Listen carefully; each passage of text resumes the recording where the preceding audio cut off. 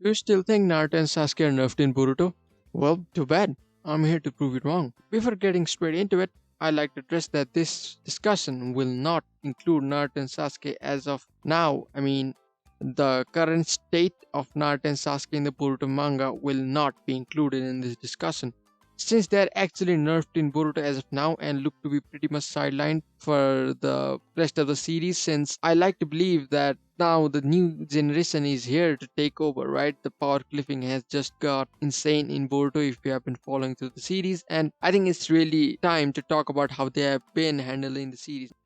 Naruto and Sasuke, yes, as adults, are not nerfed in Boruto. And to prove my claim, let's start by looking at Naruto and Sasuke before the Isiki invasion arc. They still had access to all these notable six-path abilities, a decade-long period of experience and training with the demigod power. Adding on to the fact, these particular versions of Naruto and Sasuke came out of the time skip twice. And in anime, time skip, especially in shonen anime, time skips are used in order to demonstrate a character's growth in either a power department or the character department, or sometimes even both. Luffy from One Piece, Naruto and Sasuke themselves from early Shippuden are prime examples. Sasuke being able to open dimensions which he was not able to back in Shippuden, being able to use Aminotezikara without actually having any Tomos present in his Renegan, while Naruto being able to defeat planet-busting beings such as Toneri without going really all out in the last movie, does show the power growth. I don't think how else would you be satisfied with their power growth. Taking everything I said into consideration,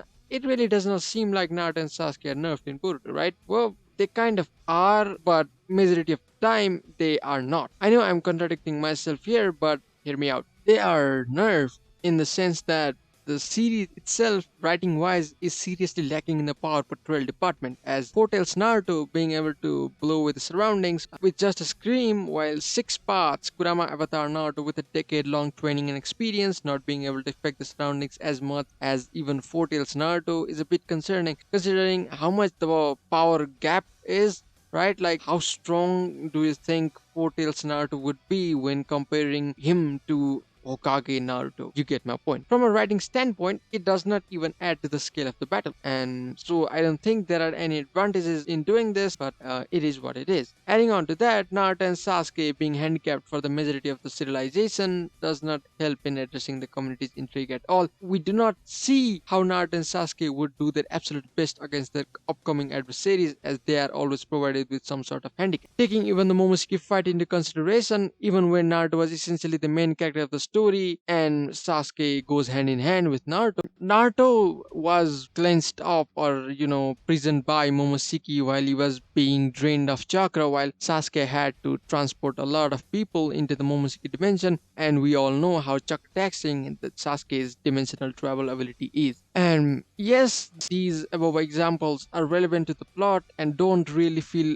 out of place in the story, but it does not really help Boruto at all. Official Boruto manga and anime make little to no effort in utilizing the vast array of arsenal both Naruto and Sasuke possess. In the novels, Sasuke was able to create ice release. Technically, it's a Kekkei Genkai, but they are a combination of water and wind release, while Naruto still has the chakra of other tailed beast inside of him alongside Kurama, and that essentially makes him a mini Ten Tails Jinchuriki, right? Also, Naruto used boil release against Kaguya and briefly overpowered her. This does not seem like much, but they were really struggling against Kaguya before that moment, and after using a boil release, it really shot Naruto's strength up into a next tier. And you can make the argument of power cliffing coming into consideration as of now, but it would have been a fun callback. And Sasuke's versatile fighting ability could have him involve a lot of cool and innovative jutsus, but the show has just been going down the Dragon Ball route, essentially being a Dragon Ball 2.0 when it comes to action sequences, minus the power portrayal thing. The absorption thing has actually ruined the fun of Naruto battles, where it used to be strategic Naruto battles, right? Like using ninjutsu, genjutsu, taijutsu, and everything now, since none of those ninjutsu and genjutsu really work, rather I'd say are not utilized, is just taijutsu, and it's no different from Dragon Ball. It just messes up with the power portrayal thing, it does not add to the scale of the battle, and it even gets repetitive at some time. So, taking a look at the other end of the spectrum, yes, Naruto and Sasuke are not weaker, or rather, I'd say not nerfed in the power department than their teen counterparts. I'll go as far as to say that Naruto and Sasuke individually can beat everyone from Shippuden in a one-on-one battle. Yes, that includes Kaguya, Madara, and even Hagoromo, as not only have they gained a lot of experience, on top of that they have access to a much larger pool of arsenal and chakra, but they also have the feats which I can use to back my claims up. Kaguya, being pretty much the strongest character in Shippuden, was actually scared of her Otsutsuki predecessors, who were ruthless and power hungry. Those same power hungry beings, namely Momoshiki and Kinshiki, were dubbed to be a greater threat than her by Sasuke, who, mind you, has been moving around dimensions, not just the world, right? Dimensions, in search of Kaguya's remnants, so that he can deal with the threat himself rather than endangering the world again. This same Momoshiki, who has been eating away planets and consuming a lot of god trees just to create chakra pills, alongside Kinshiki, who in the databooks has been stated to have world-splitting powers. These two monsters fused together to fight Naruto and Sasuke, while the latter duo again was handicapped. This threat should at the very least be stronger than Kaguya, and considering how effortlessly Naruto and Sasuke dealt with him, I think it's fair to say they have gotten stronger. On top of that, Naruto also contributed to fused Momoshiki's actual defeat by the hands of Boruto by creating a gargantuan Rasengan. Again, not to take anything away from Boruto here, but it's pretty much Naruto's contribution. Naruto and Sasuke definitely did not lose their six paths abilities in Boruto, and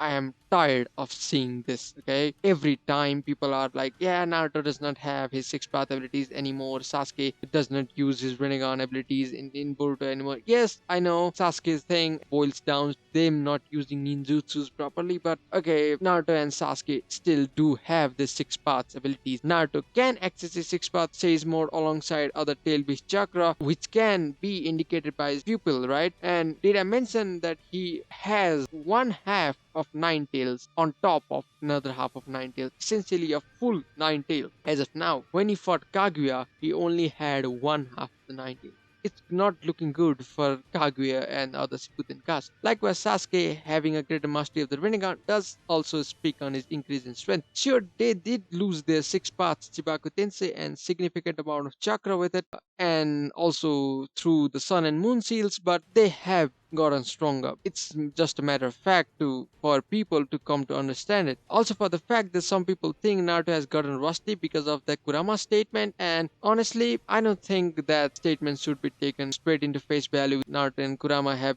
just been friends for a long time now in Boruto, and they joke around each other and they tease each other a lot, and I don't think this statement should be taken at face value just like that. On top of that, both Naruto and Sasuke have fought much stronger opponents than Kaguya, right? And they have an higher arsenal, higher chakra, and even higher experience pool as of now, and so it's a no-brainer to state that they can throw them hands on any of the Shippuden cast and still come out on top. Overall, I just wanted to clear these random allegations that, believe it or not, still going around in the community in 2023. Yes, big 2023. Yes, Naruto and Sasuke are stronger than the teen counterparts. Yes, they are not actually nerfed in Boruto. It's just that the power portrayal system in Boruto has not really done a good job in that regard and essentially given itself a bad reputation. But yeah, it is what it is. Other than that, let me know if you want me to address any other misconceptions or claims that are in the community. Until then, I, Doki, will meet you in the next video.